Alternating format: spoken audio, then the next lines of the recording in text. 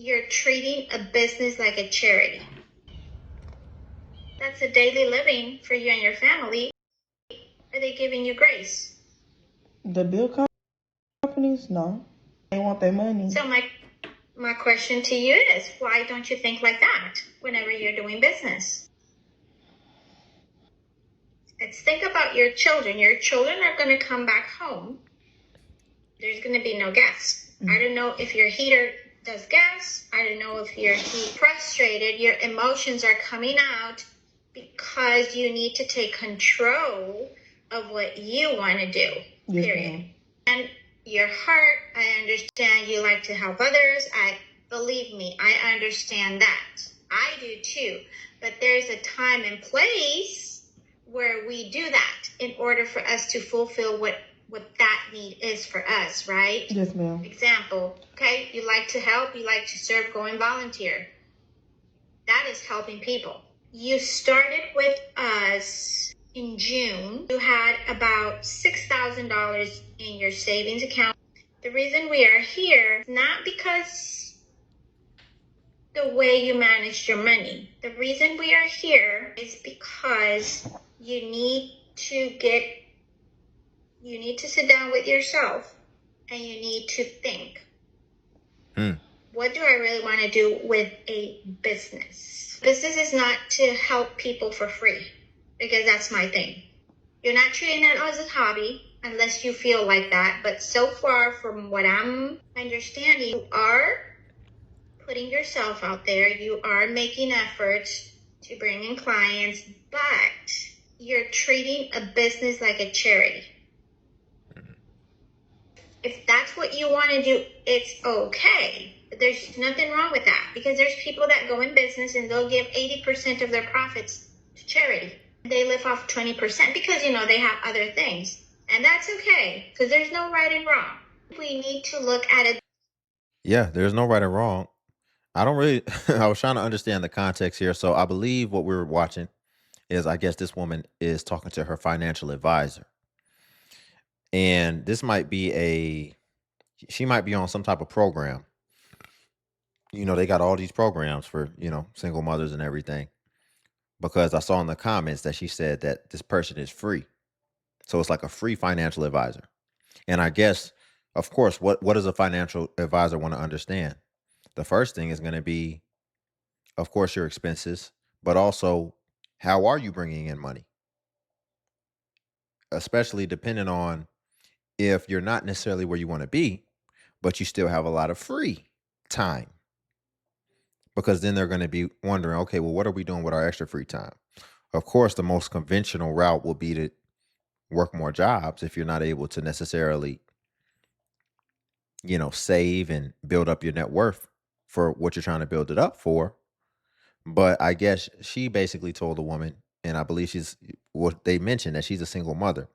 I believe she told her financial advisor probably that, well, I'm working on my business. That's what a lot of people want to do, whether it's TikTok, whether it's whatever, selling candles, incense, whatever. So she's like, yeah, I'm trying to get this to pop off. Okay.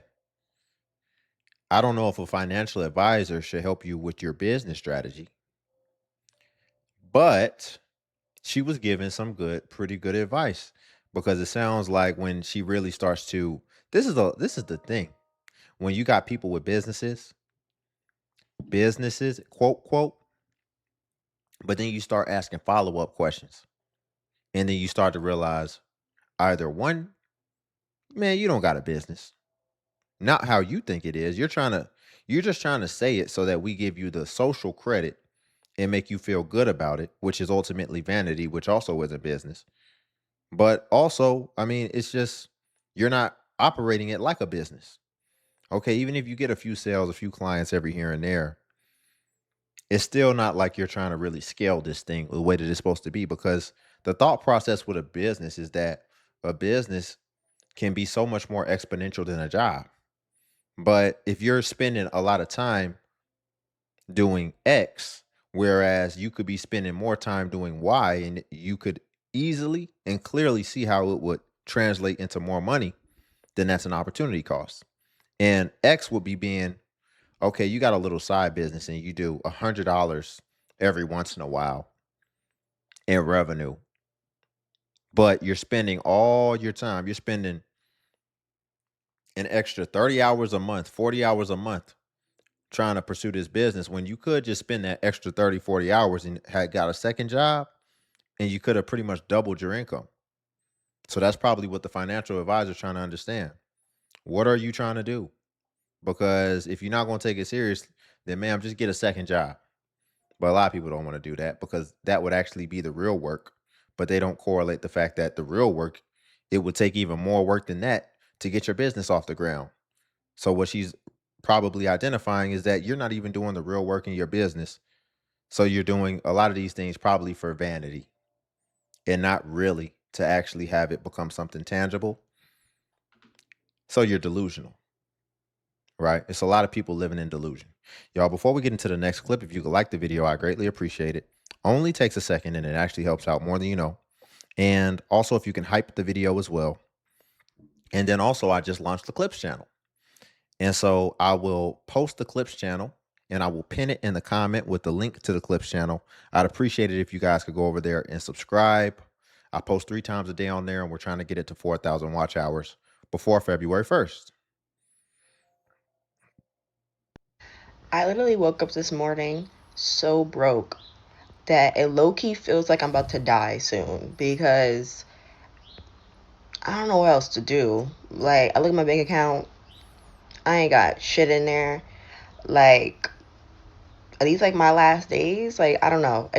I feel so broke, just feel like I'm gonna die soon. Like, I don't know what to say. Okay. Might be a cry for help. Have you ever just felt Who knows? Maybe a cry for help, maybe a cry for attention. I don't know. Let's get into something with some substance. So this woman says, I'm 53 and I can't afford rent. I'm 53. I got paid today and I still can't cover my expenses and my bills, basically. have you ever just felt like a failure? That's what I feel, like a failure. And I don't even know how to do this. Don't even know if I'm gonna actually post it. Probably won't.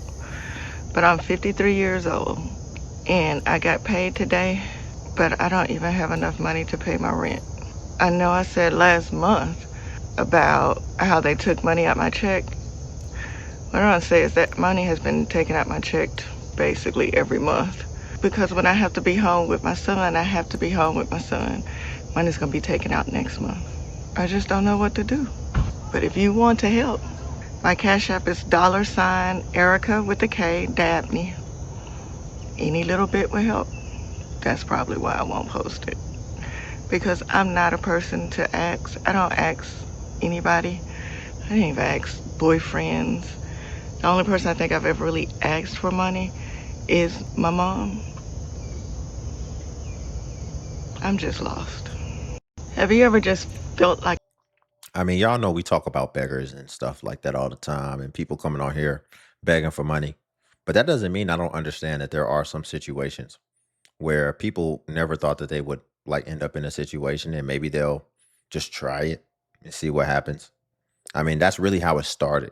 People used to have GoFundMe's and things for real situations like medical emergencies, things like that. It sounds like she just had a situation she wasn't expecting where something came out of her check. She's getting older. Maybe she can't work at the capacity that she used to could work. And she mentioned something about having to stay with her son, which sounds crazy, right? So that leads me to believe that it could be possible she might have a grown disabled son or something like that. And so I feel like that will fit into a situation where I think it can be reasonable. I don't just see things all the time in black and white. I understand things can be gray. There can be nuance and there can be caveats. So also what I'm perceiving away from I believe her when she says like she does the only person in 50 years she's ever asked for money was her mom, probably once. So she doesn't strike me as a type of person that would be trying to do malicious things. She could literally just be going through hard times like people have done before, or gone through before. Real situations can happen. It can. So, you know, I wish her the best. I hope she can figure it out. Just something unexpected happened. And that's why we got to start preparing for our future. Again, I don't know the backstory. She could have been married at one point, could be a widow. I don't know. But we'll leave it alone. Let's get into something else. We need to stop pretending like. All right. So, caption says, being a broke stay-at-home mom is not okay. Being a broke stay-at-home mom is noble. We need to stop pretending like being a broke stay-at-home mom is noble. Hold on. Broke stay-at-home mom. So already when we talk about broke stay-at-home mom, because there's a lot of people talking about the stay-at-home mom stuff. Are you married? Hold on. Because that's the context where you're supposed to use the term stay-at-home mom. So do you have a man? Is what I want to know. And you're broke stay-at-home mom. I don't know if your man would appreciate you coming on here if he's your man telling everybody that you broke. But I don't see a man. And it looks like she has 4 kids. I don't see a man.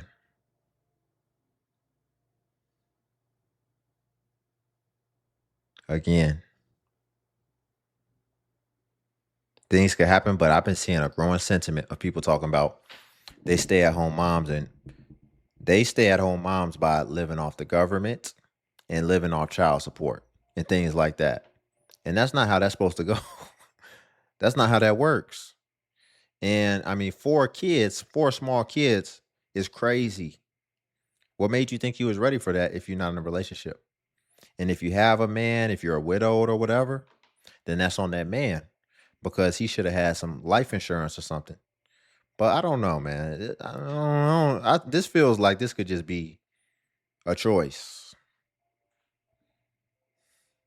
And I don't care what nobody say. Even though some of us can, being a stay-at-home mom shouldn't mean that you have to ask for money from your man, your husband, or your baby daddy. Literally feeling trapped or trying to mask being stressed because you do have your own bills. Before anybody gets offended, this is not about being ungrateful. It's about being honest. Loving motherhood and being a stay-at-home mom shouldn't mean that we also don't.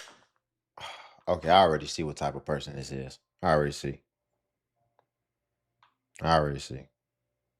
Shouldn't mean that we also don't love security, freedom, or even options. I solely believe in being a present mom and a paid mom. We do not have to choose between being home and having income. Listen, if you believe moms deserve peace and income, then welcome to present moms and paid moms. We need to stop pretending. She said being a broke stay-at-home mom. Watch this part again. Listen closely.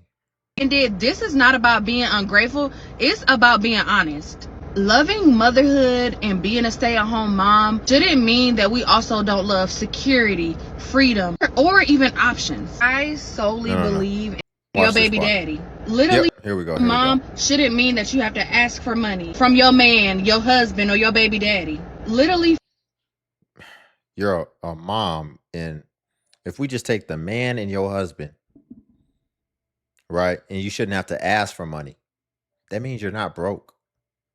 What are you talking about? That means y'all building y'all net worth. So you're not broke. It's just possible that your man manages the money. You notice that the word man is in manage? Don't we see what's going on out here? I'm going to be real. I see women that make way more money than men that don't manage money as good as men that make half of what they make. We see it all the time. All these concerts sold out. It's not just a bunch of men at these concerts, grown men at these concerts. And when I say grown men, it ain't mid-30s, 40s, 50-year-old men that feel like they got to go to concerts every time somebody in town. And all type of stuff. Women are the biggest consumers. How are you broke if you have a man who ain't broke? Or a husband who ain't broke? You're not broke. But that lets me know you don't look at things like y'all are together. You're still kind of viewing things from a separatist type of view. Which is why she said, if you were listening closely, she said that don't mean we don't still like options. Options? Options for what? Options to do what? when we're talking about finance as far as options, typically the type of options that finance gets you is freedom. So, do you feel like you want to be free of a man? Is that what it is? Free of your man, whatever the case may be? Is that what you're advocating for? And this is how we got to where we are now, where we're so divided. You got one person that's just looking for a way out. And any way out that comes, they're gonna take it if it means that they can still be provided for, but then now they can just do and operate however they want and they don't have to compromise. And why do you think we see so many people on government assistance over the years and it's broken up families? But now what's happening with government assistance? We know what's happening. We were if you've been over here for a while, you know what's happening. And so what we see now is that a lot of people trying to go back to that good thing, but you done showed your true colors.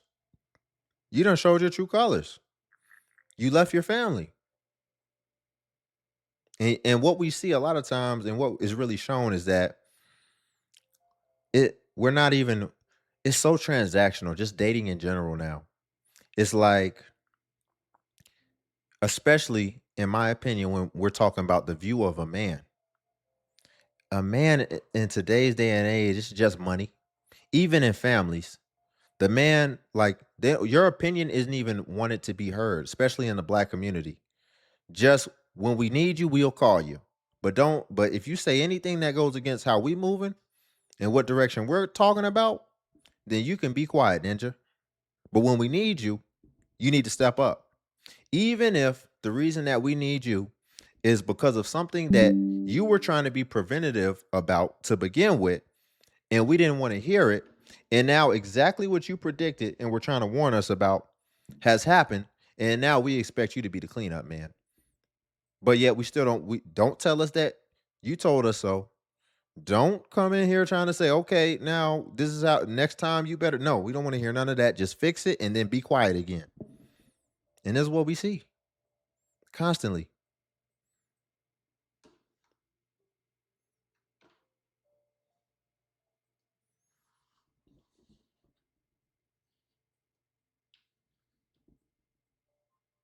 Like, I cannot do this for the rest of my life. I'm tired of being broke. I'm tired of being able to barely pay my bills, going into a job where I work my fucking ass off all fucking day to barely be able to pay my motherfucking bills. It just is not it. Like, I cannot do this for the rest of my life.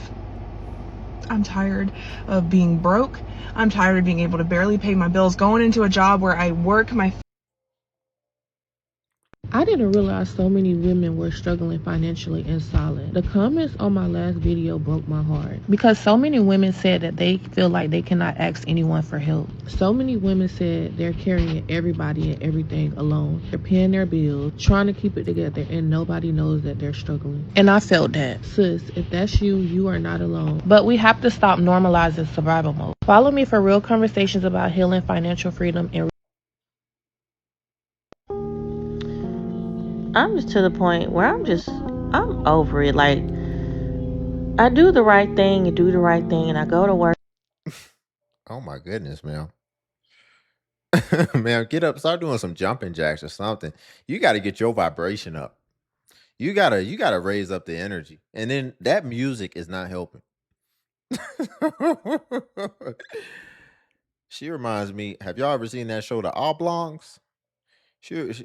She reminds me of one of them characters off The Oblongs. But let's hear what she's talking about. Let's hear what she's talking about. I'm not trying to come for her, but that was that caught me off guard a little bit. So the caption says, "This economy literally sucks." I'm just to the point where I'm over it. Like, I do the right thing and do the right thing, and I go to work and I go to work. I get a second job, work all this overtime, finally take an off day. And I still just can't win for losing. Like, my She got job two sucks, jobs. don't pay me enough, can't pay my rent. So now at this point, I'm behind for July and August. Had got a second job just so I can, pick up on bills. with the whole lettuce thing, they cut my hours from Taco Bell, so can't even work full time at Taco Bell. It's like every time I try and I try, I still get nowhere, and I'm over it. Can't ask none of my children's fathers to help, cause I mean, two of them, I don't know. I can't get help from nobody. Hold on. We was doing good, man. We was doing good. I was about to respect the grind. She said she had 2 jobs. Oh my goodness. Can't ask none of my children's fathers to help, cause I mean, two of them, Can't ask none of my children's fathers, plural, for help. 2 of them. So understand if somebody, she said fathers, then she said 2 of them. So that means if she says 2 of them ain't acting right, then that means on the opposite spectrum, that means there's some more than that who are. And that's why or she'd have just been like, and they ain't acting right. But she said she had to point out 2 of them. And if you had to point them out, then that means that there's more than that. So conservatively, we can assume 4. And I wouldn't be surprised if it's more. No, I'm just kidding. But come on, man. Come on. See, we making things, because I'm like, okay, she's working 2 full-time jobs for a single person. Because I'm gonna be real, like the way her energy is, I was just assuming she didn't have kids. Because how you got kids, you just laying up like this all day. You gotta wake up, you gotta show up for your kids. But I'm like, okay, 2 jobs. She'd be able to make it, but now we understand why. She got a bunch of kids by a bunch of different men, which I still don't understand why you can't make it. Because if it's 4 fathers or whatever, you got 2 jobs. I know you're getting child support. I know you're getting some type of assistance. So, but ultimately, like, even with those things, they shouldn't even be dependent on anyway. We should have just waited until we were stable before we start having kids. And the most stable thing, in my opinion, should have been a stable relationship. If you've had time after time after time, man after man after man, and it hasn't worked out, and you just keep having kids, but then getting rid of the factor that's going to be instrumental for providing for them, then what do you expect? What did you expect your life to look like when you made those type of decisions and those type of choices? my children's fathers to help, cause I mean, two of them, I don't know. I can't get help from nobody. Trying to call community actions, it's like you can't get no appointments with them until you just out on the street. And then even at that point, they're like, "Oh well, we can't do nothing about it. All the appointments are gone." Like, where is the help when you really need it? I'm just over it. Like at this point, I'm gonna just let them put the Eviction? Sorry, I'm gonna just let him put the eviction on me at this point, and hell, me and my kids, I guess we'll just live in my car at this point, cause ain't nobody finna help me. I mean, I can send Trey to his daddy, send Willow to her daddy. Hell, he probably ain't gonna help keep her, but possibly me and Ava will be living in my car. So that's where I'm at this point. Oh well. We be making stuff more harder than what it has to be. And by harder, even more complex. Look at all this. So one of the kids, ain't that something? Right now, all the kids is growing up together, living the same consistent lifestyle, which probably still isn't the best lifestyle, but they're living the same consistent lifestyle. Probably not. It's still going to be certain things unless all the fathers do for all the other kids like it's theirs, which that's why I'm saying all this is just so complex. And then now you're going to have 2 of your kids that's going to still have stable shelter. And then you're going to have the other one with you out here struggling. It's just, why do we complicate our lives to this extent, and then we surprised that things is working out and unfolding the way that it's unfolding? Ma'am, you complicated your life much more than you had to. Like we see a lot of people. And funny enough, so it looks like my conservative numbers looks like she might only have 3 kids, but it's 3 kids by 3 fathers, which isn't even, honestly, at this point, that's kind of average, which is insane. Like that ain't even the tip of the iceberg as far as some of the stuff I seen and some of the stuff we see and some of the stuff that people will proudly and boldly admit and act like it's just normal. That ain't normal. But we got to start prioritizing stability. Man, we got to start prioritizing boring, or what we perceive to be boring, which is actually, see, we done got boring mixed up because we done conflated peace with boring. And what does everybody always want to do? They want to go be chaotic somewhere. They want to go be in a chaotic environment. Nah. Ambiance, feng shui, serenity. We don't prioritize that because it's an internal thing. If you don't prioritize that on the outside, then it probably is because that's what's on the inside. And you see, that's why she's complicated her life to this extent, because she's complicated on the inside, which we all are. But her complexity is a little bit probably more complex than the average. Like a lot of people, because we have complex trauma that we come from, because we keep having cycles and generations. And it almost seems like it's just getting worse and worse, which we can see why. Because we got families splitting apart. And, we don't have fathers in the household who would be able to provide that groundedness, that stability, that safety, that security. And I don't think it's because fathers don't necessarily want to be there.